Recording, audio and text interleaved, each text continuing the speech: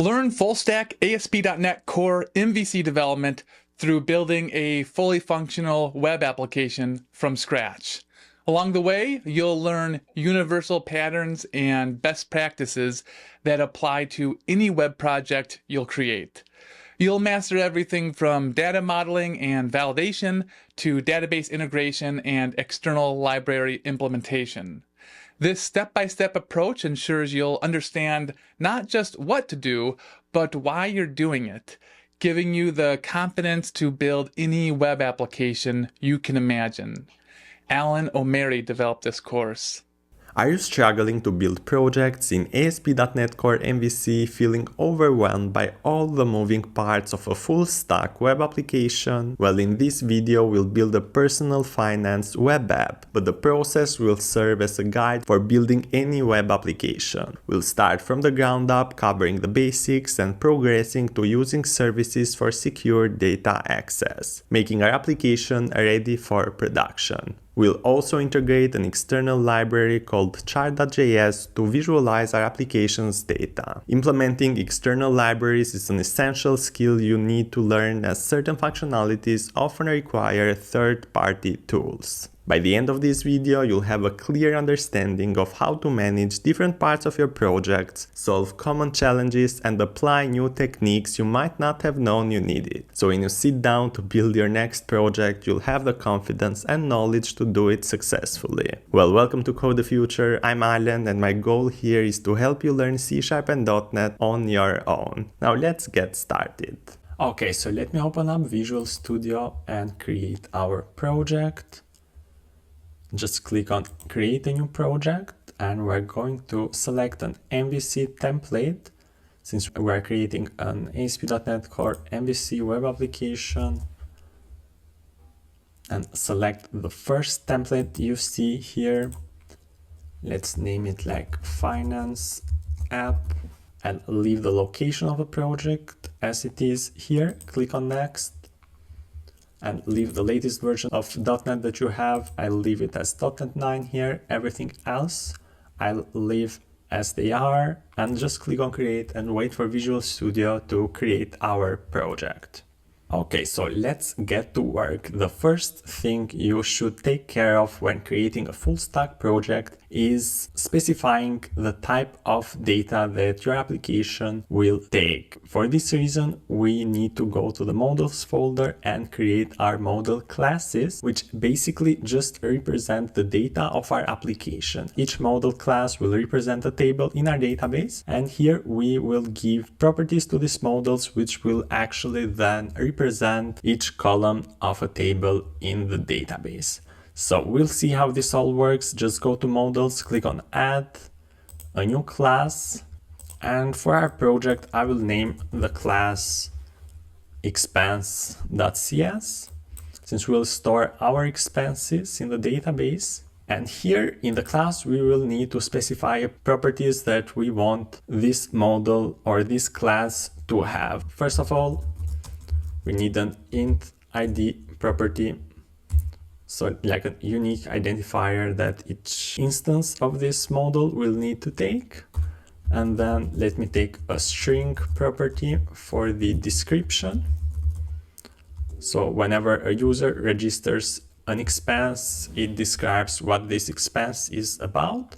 And we can see this error here, or like this warning from Visual Studio. Basically, we always receive this when our data is a string. Visual Studio is just warning us that this property shouldn't be null. Just to skip this warning, we can give it like a temporary value of null here, and then Visual Studio will take care of setting a value for this property later. Okay, the third property will be an amount. I'll take a double property for the amount, which will be how much we have spent or user has spent. Next, we're going to need to categorize our expenses into different categories.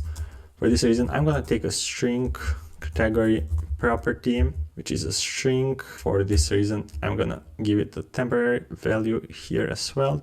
I'll set it to null. And the last property actually I'm going to create here will be a property of type datetime. I'll name it date, and each time a user creates an expense, I'll set it to be that we will take the actual date when a user stores this expense. So I will use the method here, datetime.now, which will give the current date as the value for this property. Just like in your Notes app, as soon as you put a note, the date of the note is set to the current date. I want to share a free resource that I know will help you as a developer. It's my free roadmap to learning .NET and C# development. This roadmap breaks down all the essential technologies and topics you need to focus on so you can avoid wasting time on the wrong things. Whether you're an absolute beginner or already coding but unsure what to learn next, this guide gives you clear steps to follow. Again, it's completely free. Take a second, click the link in the description or go to .NETDeveloperRoadmap.com and grab your copy now. What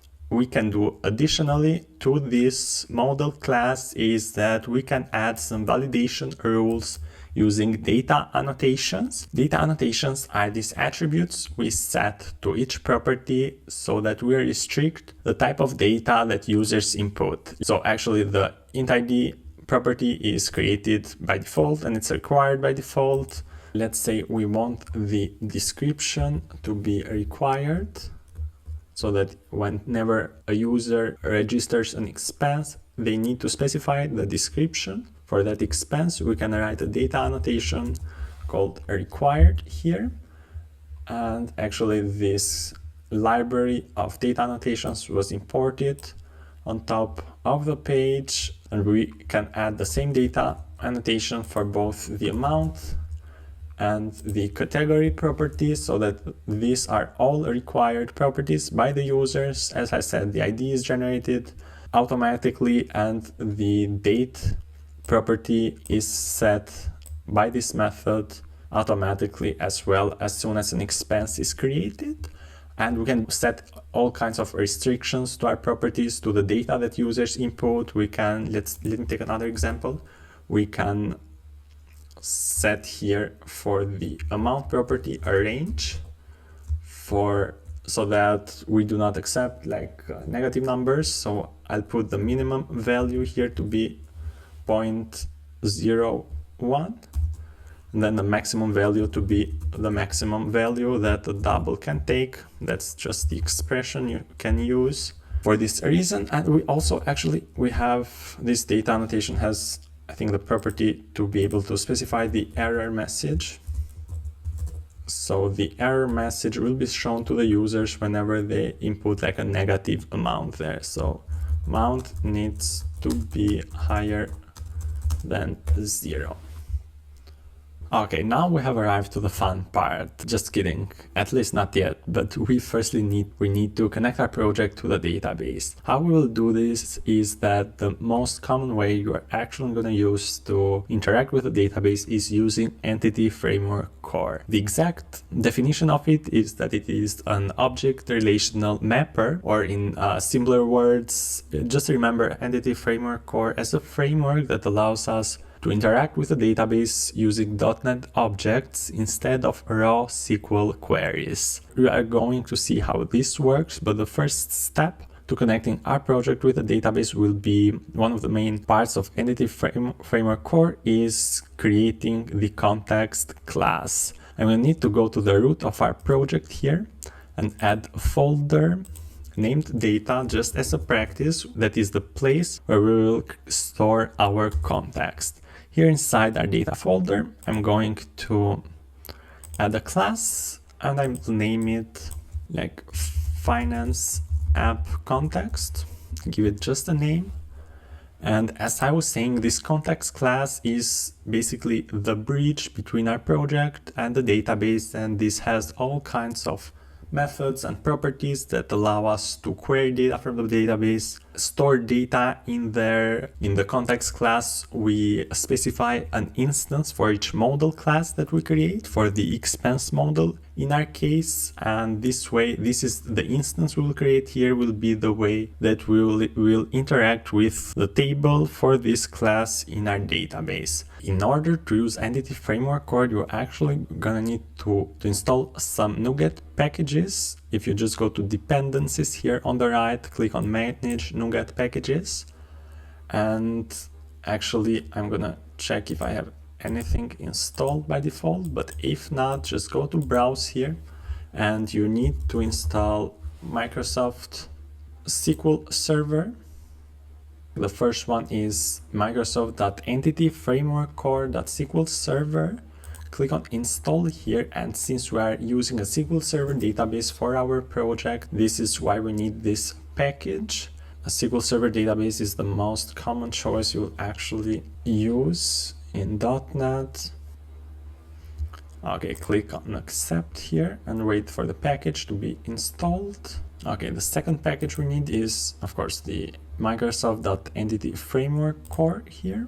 Click on install again and accept the terms. Okay, the last one is Microsoft Entity Framework Core Tools. I think it's named.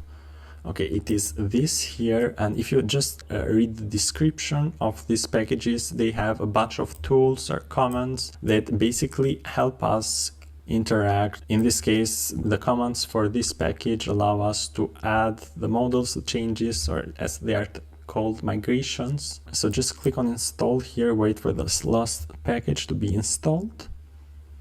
Click on accept.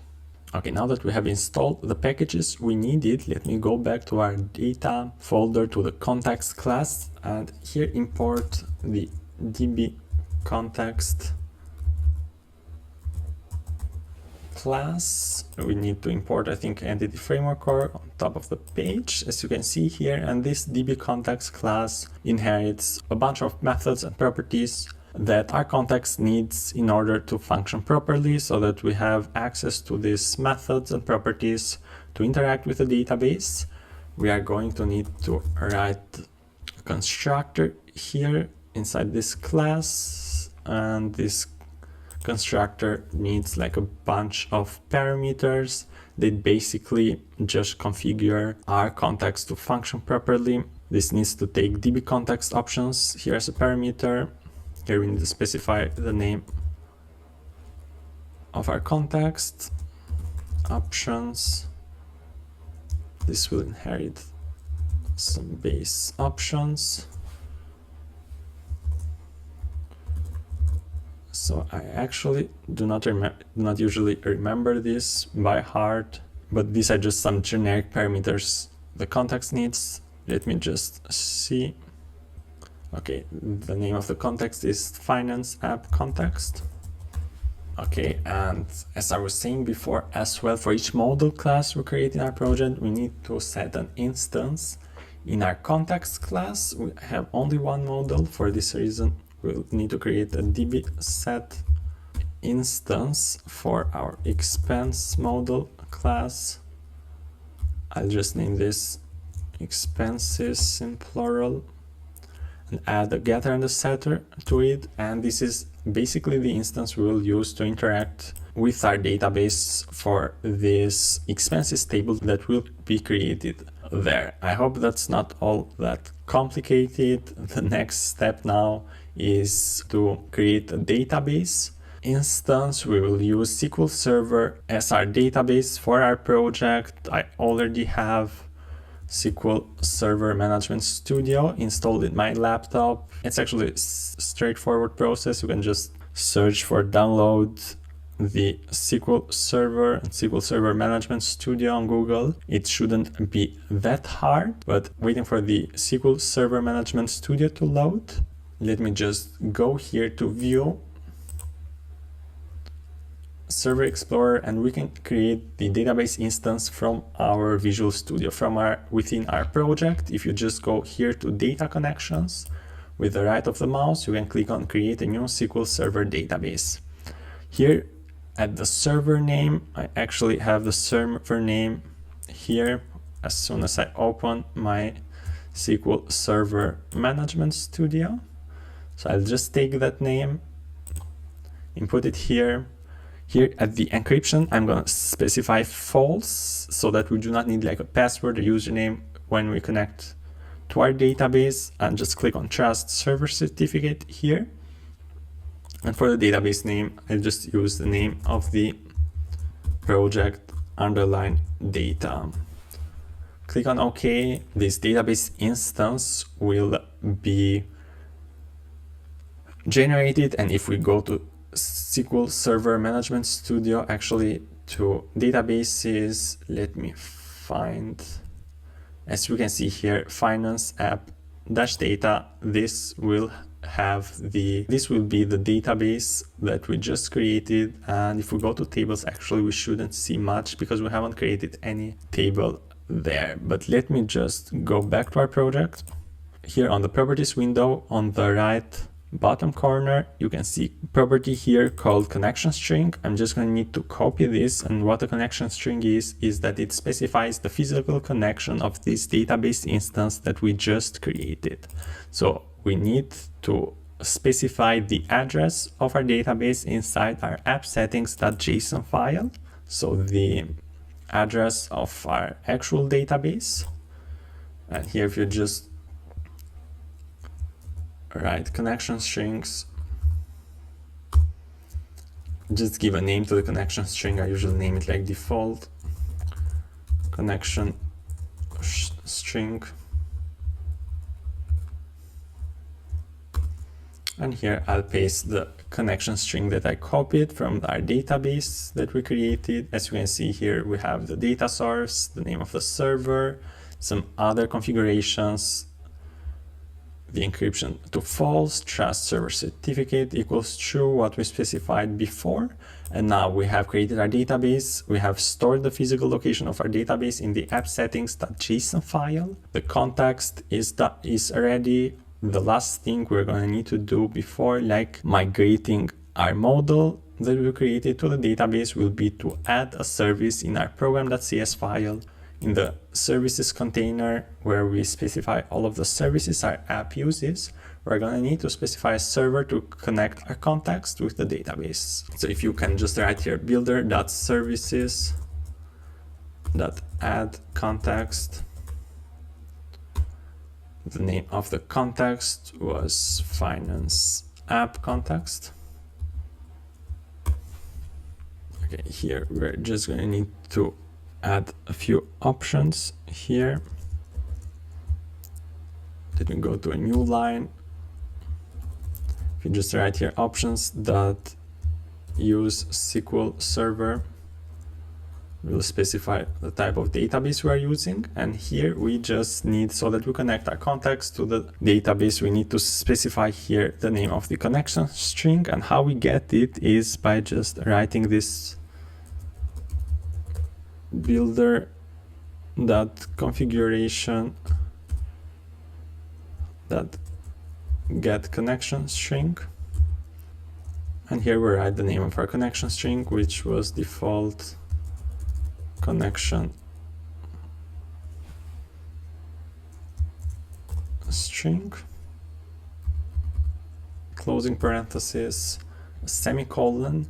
And now the last step to configure our database successfully is to add the migrations to our database. A migration is basically a class that represents how the table will be stored in the database. In our case, how this expenses model will be stored there. If you just go to tools, to NuGet package manager console, this is an entity framework core command that actually we are able to use because of that package. If you remember that we installed, if you just write the command add migration, and here inside parentheses, inside double quotation marks, you add like a name, like initial migration or something.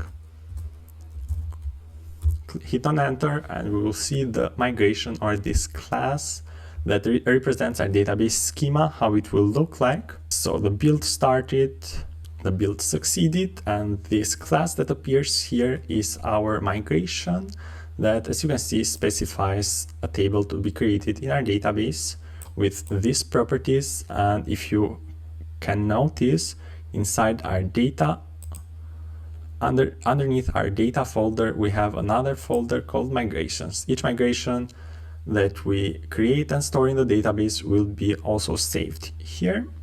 And lastly, to apply this to the database, you just need to write the command update database. Hit on enter. Okay, now all of these changes should be stored in our database. If we go to SQL Server Management Studio to the tables, if you click with the right of the mouse and hit refresh, you should see at the end a migrations history table is created and also an expenses table. And you can see the columns here that this table has: ID, description, amount, category, and date. And if we open up the table, it will be empty since we haven't stored any data in it yet.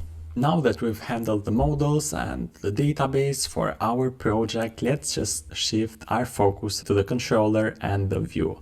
Let me just go back to our project here, and as you can see, we already have a controllers folder together with a controller class here, like a default controller class with a couple of methods there. And what the controller does is basically it handles the backend logic of our application. It takes requests from the users, queries the necessary data from our database, and then gives the appropriate response together with its corresponding view back to the users. So let's just create a controller first and see how everything works there. Let me just add here a controller inside our controllers folder. Let me have an empty MVC controller, and I'm going to name it with the name of our model, so like expenses controller. Click on add. And our controller is added with a default method, which is the index method or action method, as they are called in ASP.NET Core MVC. The first thing we're going to need to specify on top of this controller class is actually we're going to need to access our contacts that we created inside this controller so that we can be able to interact with our database. So I'm going to need a private read-only variable that will have the type of our context, which was finance app context, and I'm gonna just name the variable as an underline context. And here I am going to need to specify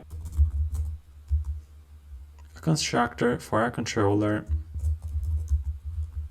as a dependency. We'll take as a parameter an instance of our context, and inside our constructor we will need to set the value of this context variable to be equal to the value that our context has. And we are going to use this variable throughout our method so that we interact with the database. Now we have the first action method here, the index action method. Just as it stands, this action method just will return a view when a user wants to access this specific method. But if we go to the views folder, here we can add a folder for our controller. I'll name it expenses, which is the name of our controller. And here inside this folder, I'm going to add our first view page, add a view, an empty eraser view, and I'll leave the name to it as index.cshtml. How the routing works in ASP.NET Core MVC application is that when a user makes a request to slash the controller name, which was expenses, then the routes the user can go to are defined by the name of the methods or the name of the action methods that this controller has. And if a user goes to this specific URL, so expenses/index, our controller will redirect the users to the view page of the expenses folder, and then the index view page will be rendered.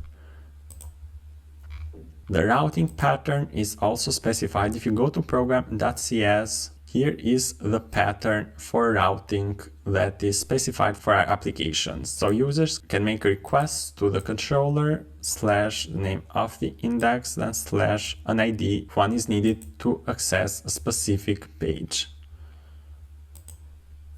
So now let's just start firstly with our index action method. In our index action method, we are going to need to get all of the expenses from our database. In order to get all of the expenses from our database, I'm just going to take a variable here called, let's name it expenses.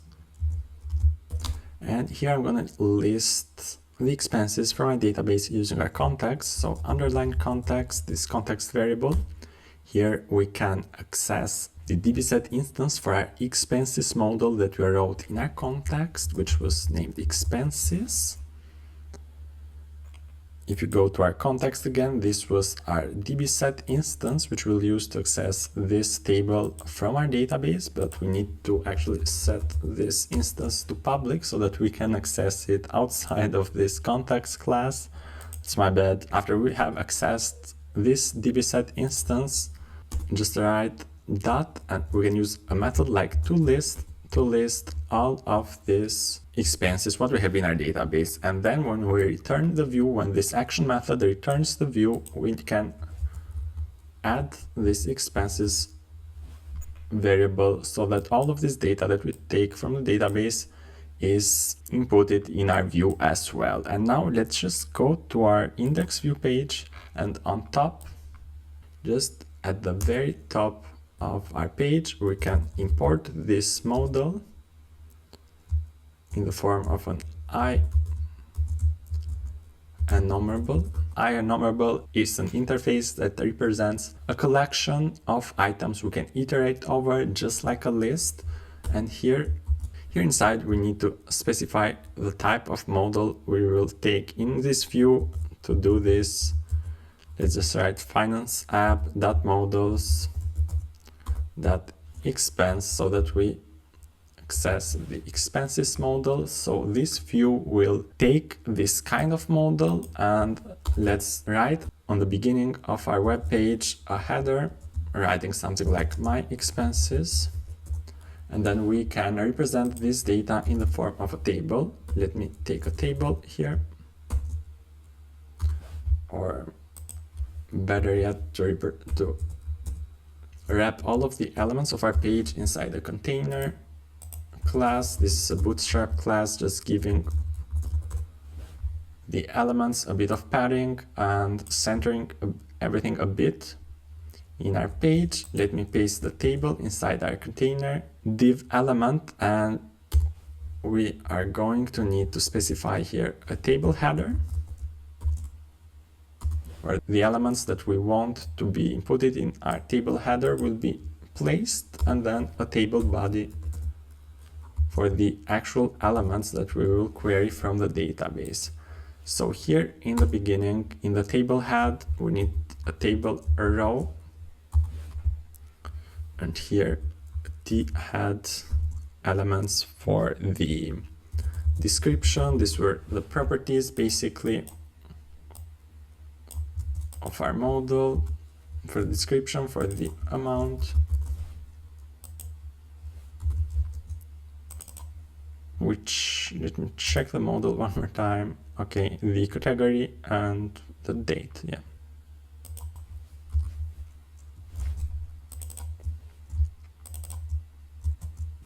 The category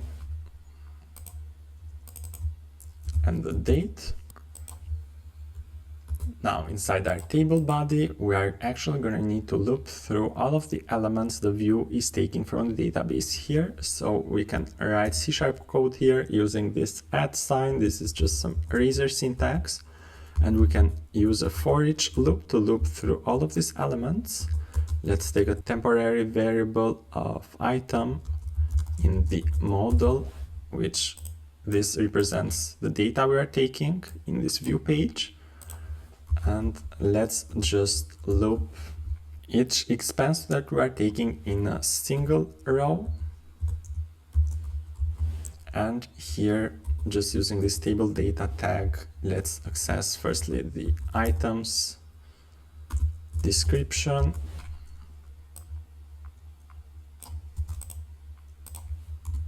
and then the items amount.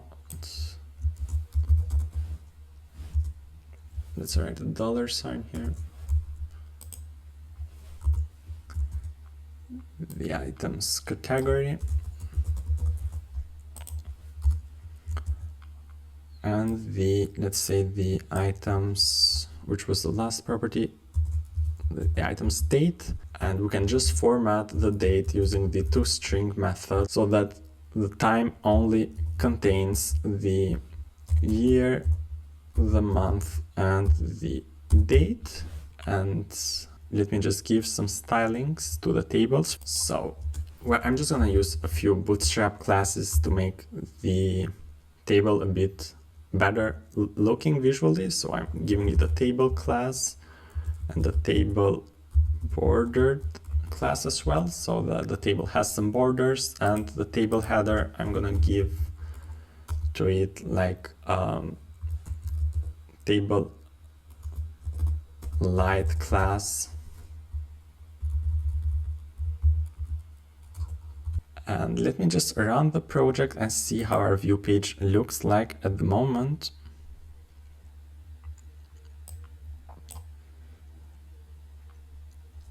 Okay, so this is the root of our web application. This redirects us actually by default to our controller, to our home controller, to the index action method, to the index view page. We can see here on the right at home at the index view page. This is what we got. But if we actually write here slash the name of our expenses controller slash index, we should be redirected to the view page that we just created. And here we have we can see only the table header with these properties that we specified here, the my expenses header as well. As you can see, this is how routing in ASP.NET Core works. So if we write the name of the controller, the name of the action method, we will be redirected to the specific view page. Now, to actually have some data in our table, we're going to need to create a couple of create action methods and the actual create view page. So let me just go back to our controller and create another action method for our create page. So public action result, which is the return type of our action method, and I'll name it create.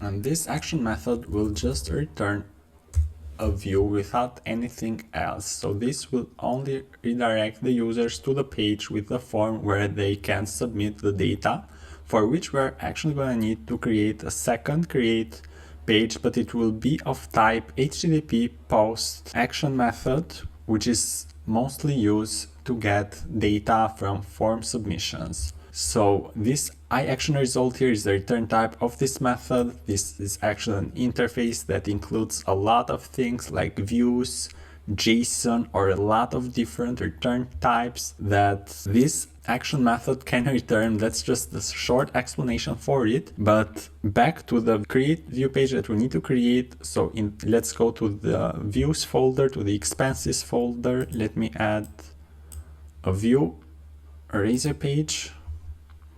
I'll name it create.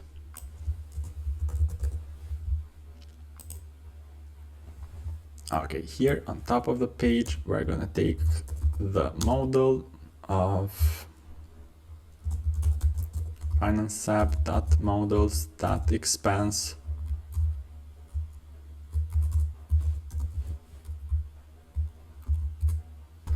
And let me just write a div with a container class here to wrap every element in our page. This is a bootstrap class one more time. And let me just have a header. Writing here like add expense. And then we're gonna have the form which will be used to submit the data. So the form tag, we're gonna use this razor ASP action tags to redirect the data from this form to our create action method, but it will be of type post, not get, which we're gonna need to create in a bit. Let's just have a div actually for each data we'll we will need to take from the users. And for each property that we'll take from the users, for each property of our expense model, we will have like a label tag as well as an input tag. And in the label tag here, for the first property, let me write the ASP4 tag of description. And here the ASP4 tag for description as well. So these ASP4 tags are just eraser syntax tags that bind these specific elements to the specific property and make sure that the naming, for example, for this label or the validation will be correct. I'm just gonna also specify a class here for the label, which is form label. This is just a bootstrap class again, and also a class for the input, like form control, which is like a bootstrap class for input, so they look visually better. And I'm gonna copy this and do the same thing for the amount.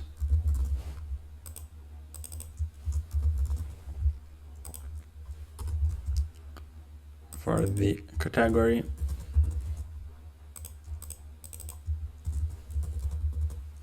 And at the very end, we're going to need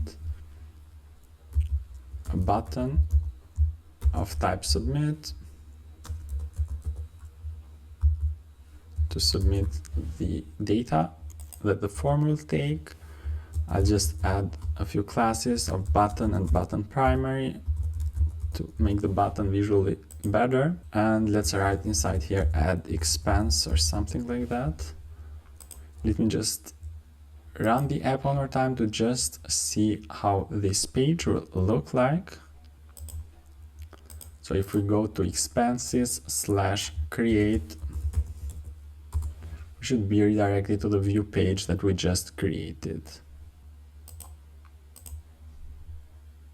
Okay, so add expense, here we need to write the description, the amount, the category, and then we can add the expense right here, just a simple form. What's left for us to do next is to actually create the create post action method so that the form submission, when the user submits a form, that data will be stored in our database. So let's go to expenses controller and take this action method, paste it here, but this will be an HTTP post action method, and this will actually take an expense model. Let's give a name to this variable of expense. Let's just import the model so this expense model is recognized. And here we actually firstly gonna check if the model that this method will take is correct. For this reason, we need to use this property if model state that is valid.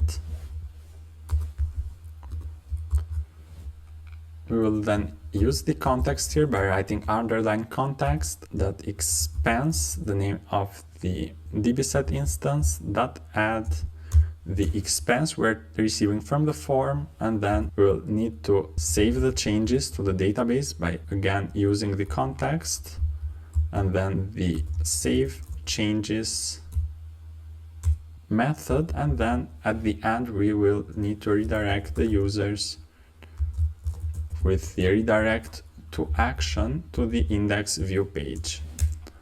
If this form that is being inputted by the users for multiple reasons, maybe a form is not like submitted correctly or any of the data is not valid, we will then redirect the users. This will be false, so the users will be redirected to the same create page together with the expense model that they inputted there. And if we just run the application one more time and check the functionality of our action method. Okay, if we just write a description here for like, let's say rent, the amount was like $300 or something, and the category will be like monthly, like regular monthly expenses. If I click on add expense, this data is already created. After the form was submitted, the model was valid, this model was stored in our database, the changes were saved, and were redirected to the index view page. And then here we have then our first expense stored in our database with the description of rent, this amount, this category, and the date when we stored this expense in our app. Since our application will be ready for production, we need to make a few adjustments in our code. The first thing I'm going to need to do is go to our controller, and actually we will need to make the index action method and the second, this post create action method, asynchronous. The reason why is that whenever we have an operations or tasks that may take a lot of time, just like it is in cases of a database query, when we are querying data or waiting data from a database, or when we are making a call to an API, our application may just stop working, waiting for the response, which may result in the UI being blocked, affecting the user experience. In this case, we turn the method to be an asynchronous method. The main thread of our applications won't be blocked, and other tasks can be handled in the background at the same time. For this reason, we just need to write the async keyword here, and asynchronous methods return a task, and in this case, a task of action result. And we need to write the await keyword before we make this call to the database. Also, the correct method that should be used in this case is to list async methods, and we need to import entity framework core on top of the page. So now when we are calling this, we are waiting for this data to arrive from the database. The main thread of our application is opened, and this doesn't affect the user experience or the UI. The same thing we're going to do in this post create action method, since here as well we're performing an operation to the database. So just write the async keyword here. We'll return a task of action result. And we need to write the await keyword when we're saving the changes to the database. And actually, the asynchronous method in this case is called save changes async. Okay, now that we have turned these two action methods to asynchronous, the next thing is that, especially when we are deploying our application or publishing it live on the web, it's not a good practice to access the database inside the controller. For this reason, we need to use services so that we access the context in another place, in a more secure place in our application, so to say. And then here we will actually call our service and perform the operations that we're performing here using this service. You will see how this works. The services are stored usually inside our data folder. We can create a services folder as a good practice, because we may actually create many services inside a single application. And here we are going to need firstly an interface and a class. In the interface, we need to write the method signatures of our methods, and then in the service class, we will need to implement these interfaces. The purpose of the methods that we will create there will be just the same as here. We will create a method to access, to get all the data from the database, and a second one to add and to store the data to our database. So whatever we're doing inside our controller that has to do with accessing the database, we will do there, and then we will call that service. Let's just see how this works in action. So first thing, I'm gonna add a new item, an interface. I'm going to name it as a good practice, expenses service. Here we will write the method signatures. This is how interfaces work. So the first method will return a task of enumerable of expenses of type expense, and I will name it getAll. And this method won't take any parameters. I think we need to import the models folder on top of our page. Okay, and the second method will be a method will return a task. Since this will be an asynchronous method, that's why we need the task keyword here as the return type. And then let's name it like add. And this will take as parameter an expense model, and we can give this variable the name expense. These are two method signatures. Now let's just create a class where we need to implement these methods and where we will need to access the context. So just add a class. I will name this expenses service. And here we need to implement this interface that we created. If you click on the error, here you have an option to implement the interface. And here we have our two methods that we need to modify a little bit. But what we're going to need to do here in the beginning is that we will need to access the context. So we need a constructor, and actually what we'll do is just take the code. We need the variable for the context, just like this one that we had inside of our controller.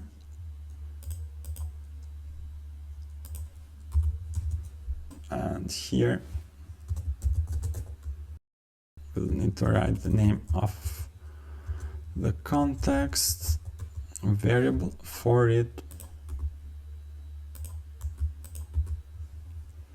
And we'll assign to this variable the value of the context that we are taking here in our constructor. Now here in both of these two methods, we need to perform the operations that we were performing in our controllers. So for the getAll method, we just need to access to get the data from the database like we did in this case. So let me copy that. And in the getAll method, just paste this here and then return the expenses. And the method needs to be asynchronous with the async keyword here. And about the first method, let me go again to the controller, and we need to perform this operation there. So once again to the service. This is also an asynchronous method, so we need to write the async keyword there. And then just store this data to the database and await the changes. Okay, now that we have completed our service, we need to go to the controller, and instead of accessing the context directly here, we will need to access our service. When we are creating the variable here, the variable will be of the same type as the interface. So iExpenses service. Here in the constructor, we will access the interface. And let's just name this expenses service, the name of the variable here, expenses service.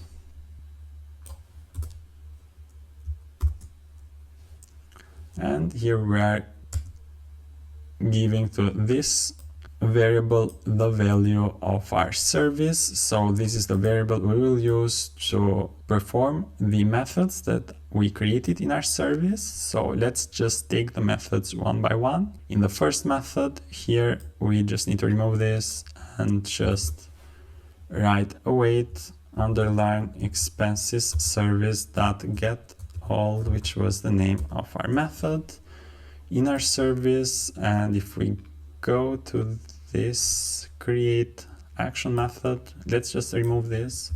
Write the await keyword and then expenses service dot add the expense. And what's happening in the background that is that this method will be called this add method, which is taking that expense. We're storing that in the database and saving the changes as well. And then normally, we will be redirected to the index view page. One last thing we need to do is to configure this service in our program.cs file so that our app functions correctly. So here in our services container, let me just write builder.services. And actually there are 3 different kinds of services we can write depending on their lifetime. There is scoped services, singleton, and transient services. In the case of scoped services, in each HTTP request, an instance of the service is created. In the case of the singleton services, one instance of this service will be created for the whole lifetime of this application. And we also have transient services, and in the case of transient services, even within the same HTTP request, different instances of that same service are created for each object that uses that service, basically. So for our use case, we're going to use the scoped service so that we maintain the state of our application. So in one HTTP request, a single instance of that service is created. And after we write here add and then the lifetime of the service, here we need to specify the name of the service of the interface, the name of the service then, and the application should be working correctly. If we run the app now and we try to add data to the database, and we'll see also how the data is displayed, meaning if our controller action methods are working properly, then we have implemented services the way we should have. So let me refresh the page. Okay, if I try to create like another expense, I go to the route/create. Okay, let me write here like mentorship program, some kind of expense. The amount, let's set it to 200, category like personal development, I don't know, something like that. If we click on add expense, okay, we are redirected to the index view page. This expense was also added in our database and then displayed here. We have implemented services correctly. The app is working just the way it should. Do you want to take the next step as a developer and improve your all-around skills but don't know where to focus? Maybe you haven't built a meaningful application yet because there are so many confusing steps along the way. Well, I have a course designed specifically for this purpose called ASP.NET Core MVC Blueprint. It provides guidance every step of the way to help you build a web application that solves a real-world problem. You'll start by learning the core MVC fundamentals and beginner concepts and progress to advanced topics like database integration, authentication, services, and deployment. As an added bonus, if you enroll now, you'll get my C# ebook for free, which will help you get the fundamentals right by providing all the C# insights you need in one place. I built this course to help you learn what you need to build the applications you want in a simpler way, saving you time and avoiding the need to piece information together from countless tutorials, articles, or books. If you're interested in enrolling in the course at the current limited time price and bonus, check the link in the description or visit payhip.com/codethefuture right now. Now we will learn how to implement an external library in our code so that we represent our data of our application, so basically our expenses, in a better way visually. We will learn how to present them as a pie chart many times when we want to add specific functionalities to our applications, we need to search and open up these external libraries, read their documentation, and learn how we can implement these functionalities in our application. In this case, we are going to use this library called Chart.js. Okay, let me open this up here. I have read this before, so I'm just gonna click on get started. We will not read everything through in this video, but just go here to getting started. And as I was saying, you're gonna need to learn and understand the documentation for each of these external libraries you might use in your code. In our case here, we need a canvas ID element on our screen, which we'll need to paste in our index view page. So after we show the table here, I'm actually gonna write a header for writing expenses overview or expenses chart. And then we can have this canvas element on the screen. Then we need this script tag importing this Chart.js library. And inside another script tag, this is the way how we can actually create a chart object in our screen. We specify here in this type attribute what kind of chart we want. We take firstly the element, which was our canvas element. Then we specify the type of chart we want, and the data that we want to be included in our chart are specified here in the labels and datasets attribute.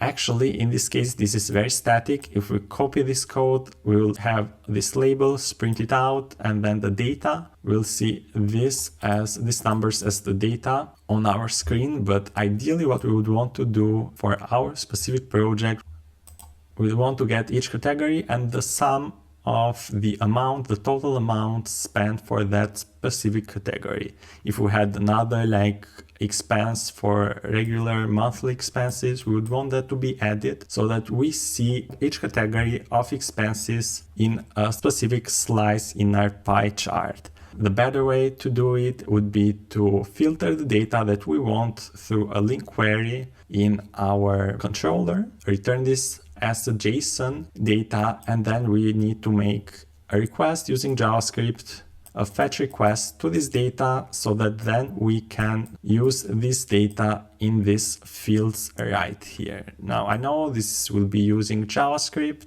As I was saying before, we cannot do everything only with C# code. So for this specific functionality, I would suggest this is the best way to proceed. So actually, I'm just copying this at first, these tags here.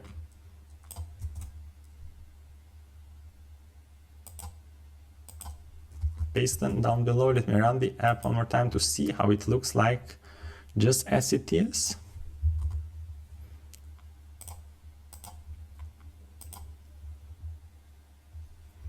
Okay, we see this chart being printed out with the data that we had here. Basically, we see a bar chart, all of this data represented here with it, but we want to adjust this to meet our application's needs, as I was saying before. So the first thing I'm actually gonna do is go to our controller, to expenses controller, and let's create another action method. Public returning an iAction result. iAction result actually includes JSON as a return type. I'll just name it like getChart, the name of the method.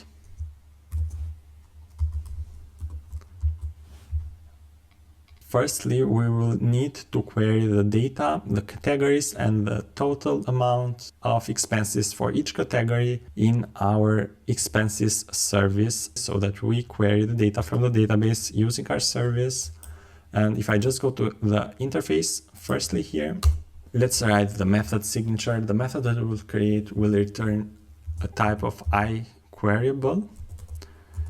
And the reason why it will return this type, so this is an interface, it's used to query collections, but it is ideal when we are using link queries because all of this querying will happen in the database. This is a performance reason why I'm choosing iQueryable. As you will see, we'll make these link queries to filter the data that we want, and we will receive in our application only the data that we need. I'm just gonna name this method like get chart data.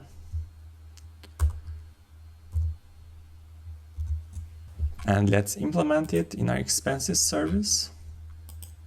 We should see an error here allowing us to implement that method signature. Okay, this is our method.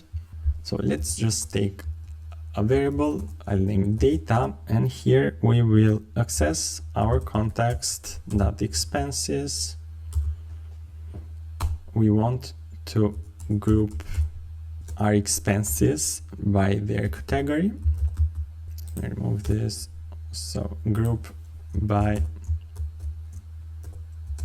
let's name a variable E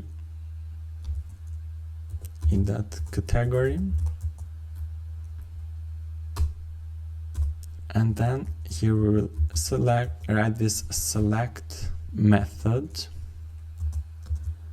Let's take a variable there. And with this new keyword, we are basically creating an anonymous object. We'll create an object with a couple properties. So they store each category and the total amount spent for each category. So just bear with me for a moment. It will make sense in a bit.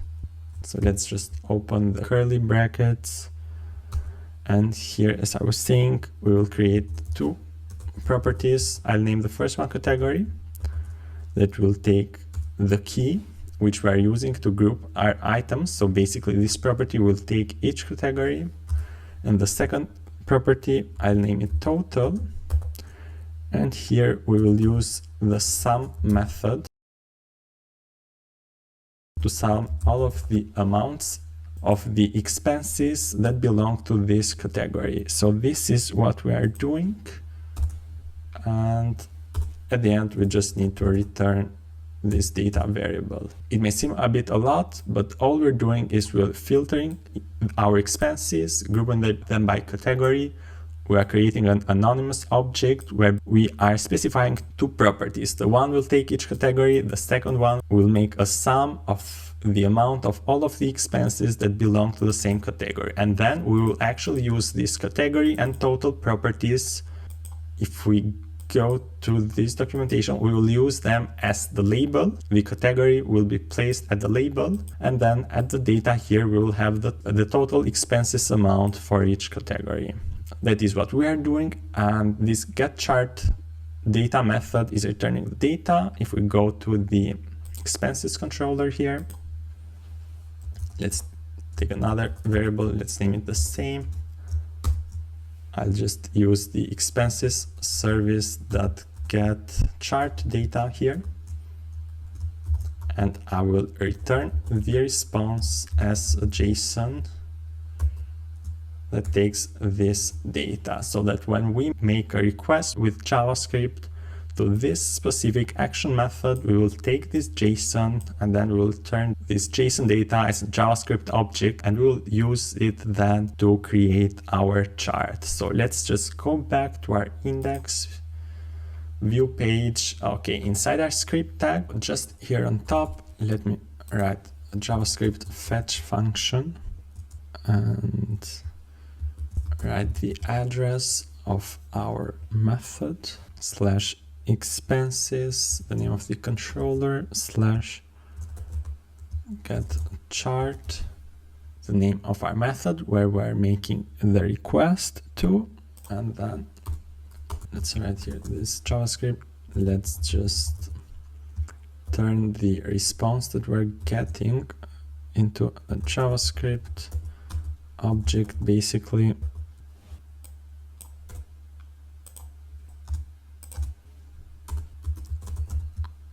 Let us now access the data that we're taking from this response. here. Let me open up the curly brackets, and we're gonna input this chart function here inside of this curly brackets. I'm actually gonna remove this options section here, since I'm not gonna actually specify these options. So let me just cut this part and input it right here. Let me just indent this a little bit. Okay, now we are creating a new chart. We're accessing this variable that is linked to our canvas element, and the type of the chart that we will create, I'll select it to be a pie chart. As for the data here, as for the labels, we are accessing the data that we are taking as a response. We'll use the map function, JavaScript function, and d.category. We're taking the categories to be inputted as labels. Here for the data sets, I'm going to remove this part. I'm going to remove the border width as well. And for the data, for the main data of our chart, I'm actually going to take the total property. So d goes to d not total. Let me check if we have closed all of the brackets. I think we have. And let me just run the application and test it out.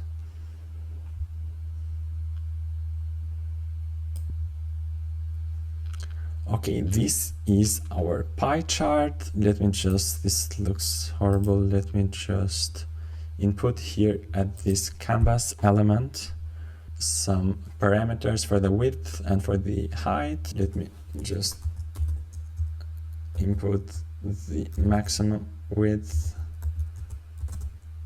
to be like 450 pixels and the maximum height to be again 150 pixels. Let me run the app one more time. Okay, this looks a little bit better. So as you can see in our pie chart, we have two of our categories here: personal development and regular monthly expenses. For regular monthly expenses, we have spent $300, which is a bit over the half of the pie chart. And for personal development, we have spent $200. If we were to add like another expense of the personal development category, the pie chart then should change. Let me test this out. So let's go to the create page. I'm gonna write here personal development. Let's say, I don't know, online courses. The amount to be $100. If I add the expense, now 50% of our pie chart consists of personal development and 50% consists of the regular monthly expenses. If we were to add another expense of a totally different category, we would see another color in our pie chart, another slice. Let me just go to the create page. Another category would be, let's just say like fun here. I don't know, that's not even a category, but let's say nights out, expenses, and let's set it to be like $150. Click on add expense, and here we see that for fun we have spent this amount of our expenses.